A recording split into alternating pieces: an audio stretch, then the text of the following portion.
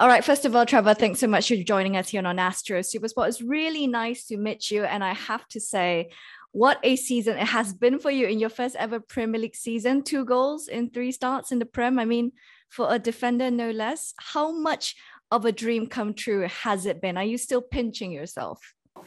Yeah, it's been a massive dream come true, and as everyone knows, this is I've been at this club since I was 9 years old, and making my debut for the club that I've been at for so many years, it's been an unbelievable feeling, and obviously then getting 2 goals as well. Yeah, it's been really good. I think this is just a start. I just need to keep carrying on and working hard, and every time I get my opportunity, take it. Yeah, so if you don't mind, take us back to your Premier League debut, of course. Of course, you had a fantastic Super Cup. How was the news broken to you that you'll be playing in both the Super Cup and the first Premier League game of the season? Well, with the Super Cup, we usually find out of our games a few hours before the game, so I didn't find out I was playing in the Super Cup until probably 2 hours before. And yeah, I was so happy and a bit nervous. Obviously, it's my first final for the club.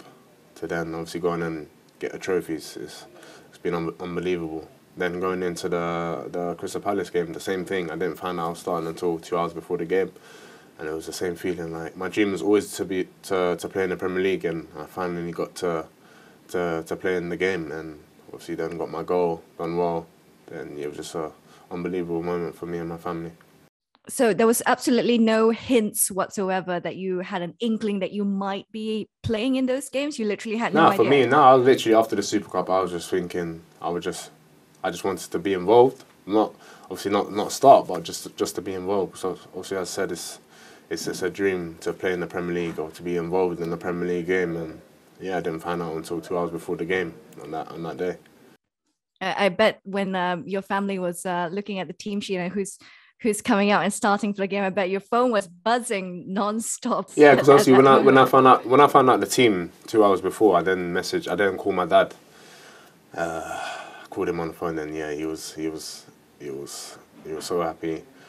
Obviously, I have a family group chat as well that we always talking, and I put in the family group chat as well. And yeah, everyone was really buzzing for me to watch that game, and yeah, some of them were at the game as well, so they saw it live. Yeah, and they saw your dream debut live with that goal as well. I mean, how did that feel today, as of today? What do you remember of it in terms of the Now I details? still can't even believe that. Obviously, that type of goal it was as well. Like, but yeah, it'll be a moment I'll never forget. Like I'll always remember that moment. And yeah, as I shot, like you could see when I just dropped to my knees, I started crying. It was just an unbelievable moment. And yeah, it was just a lot of things just flashing through my mind. All the loans, the struggles I've been through, all the hard work I've put in has paid off. Yeah, because I mean, obviously you didn't expect to score that goal. I mean, it's for yourself as well to be able to score a beautiful goal like that. But it seems like these days goals are quite a regular thing for you. I wonder if you have a goal celebration prepared because it seems to be happening quite often. Well, for me, I've never had a goal celebration. Whatever comes in my mind, I just do. So I just go with the flow. So none at all, because I know you look up to Cristiano Ronaldo, and we saw Andros Townsend, well, basically copying that celebration in respect. I don't know whether you look at something like that. Obviously, you have goal celebrations like Peter Crouch's robot dance to look at as reference. For me, I like to keep it simple. I like to keep my celebration simple. If it's a knee slide, as I've done against Southampton, just that's simple stuff. But yeah, I don't think I'll do Ronaldo celebration. But I mean, with that sort of finishing, now I understand you played in midfield before, but with that sort of finishing, were you ever sort of played as a striker when you were younger? Yeah, when I first went to Chelsea when I was 9, I came as a striker. I started off there as a striker, and as I went up through the ages, I started to move to the back. And obviously, I can play midfield as well. So yeah, it's good to have that versatility. Yeah, and you mentioned before as well that your love for football started because of your brother, that you never really liked football since before he sort of introduced it to you. So, honest to heart, hand to heart, who is the better footballer between yourself and your brother? Yeah, as you said, like for me, I never really liked football. Um, my brother was always wanted to be playing. I only started playing because he started. At that time, I would say him. Like he was the better footballer at football. For me, I just learned from him. I worked hard. Even if that's off the training pitch, I worked on my game and wanted to be at the level he was at. And I think I'm getting there. And hopefully I can go past it. You don't think you're surpassed it yet? No. Well, me, I like to keep humble, so. Well, he might say that you're the better footballer then, considering, well, I'm sure she's really, really proud of you. But you guys have never played senior team football together, have you? Nah, I've trained with him. Obviously, the times he was here, when I used to train with the first team, I've trained with him. But yeah, the next one's to play against him or with him. Who knows? Yeah. How did both of you come about joining Chelsea then at the start? So when he got scouted by Fulham when he was, I think, 12.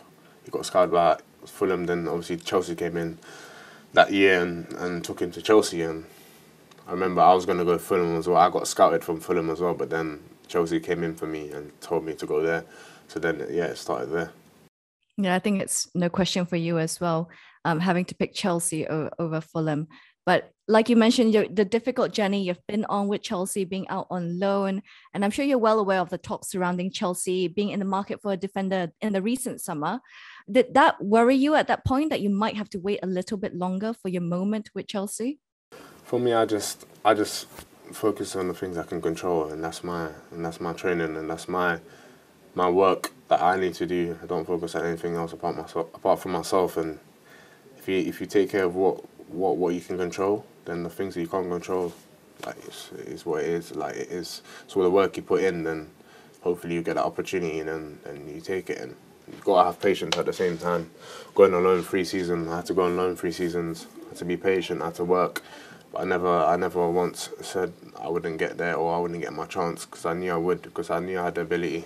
It's just staying focused, staying patient, and waiting for the right moment.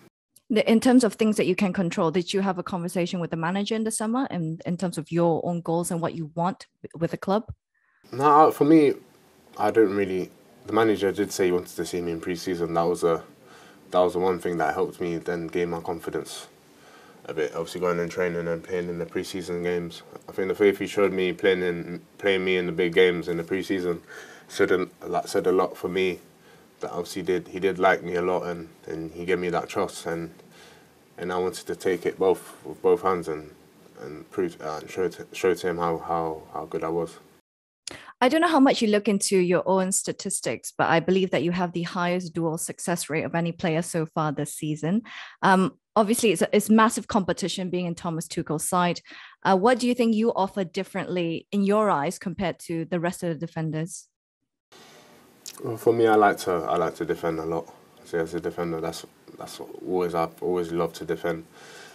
And also, obviously, for defenders nowadays, it's good for you to be good on the ball as well.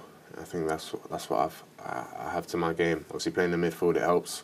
Having a lot of ball control, having a lot of drive forward, and it's good that I've got a bit of that, and I can add to my game. And I know that's what he likes, because we all know that Rudiger's, I think, one of the best at driving with the ball forward, and he's someone I look up to in the team as well. So what's been the biggest challenge then in this step up to the Premier League? Because you have experiences in top flight, of course, in Liga. You also have experiences in Championship, which is a level on its own in terms of how competitive it is. But what's the biggest challenge in the step up to the Prem? I think in the Prem is a lot of quality. I think is what you do with the ball is important in the Prem. And you see, as I said, what you do with the ball, if you then give it away, like there's a lot of good teams that could punish you. So in supporting what you do in the ball is very important. And yeah, just the level, like the quality. There's a lot of good teams now. A lot of the top, the Liverpools, the Uniteds. There's a lot of good players in this league. And obviously playing in League A and the Championship, you can see the difference to the Premier League. It's a lot faster, I think. Yeah, one of the talents in the Premier League right now is Cristiano Ronaldo, as I mentioned, because you've said it before, he's one of your idols growing up. You might be potentially facing him in about a month's time at the point of recording. Are you looking forward to it? Have you met him before? No, obviously I've seen him play. Obviously being at stadiums, I've seen him play, but then obviously potentially playing on the same pitch with him would be unbelievable. Like, as I said, he's my idol growing up. Just the way he's lived his life on and off the pitch, and the things he's achieved. It's a lot of things us young generation, us young players want to achieve in our careers as well.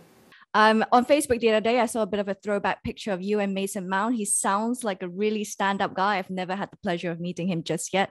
But what is it like growing up with him? Is he the joker of the group? And are you guys best friends? That's what I want to know. Yeah, he's my best mate. So when I first went there under nines, he was there, and he was the first person I was talking to. He helped me settle in well. Then as the years went on, we played together, went on tournaments together, won youth cups, Champions Leagues together. Yeah, so with Mason, he's been my best mate throughout, and yes, it's a proud moment to be playing on the same team and pitch with him now.